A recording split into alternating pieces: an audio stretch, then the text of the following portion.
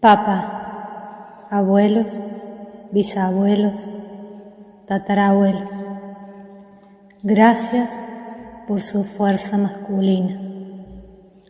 Cada vez que quiero poner límites, tener fuerza para concretar una meta, vender mis productos, recibir dinero, brillar en mis labores, abrirme a la infinita riqueza del universo, los miro a ustedes y los pongo detrás mío, expresando: ancestros, gracias, gracias por su fuerza. Ayúdenme a concretar esta meta, este negocio. Bendíganme para que ponga límites.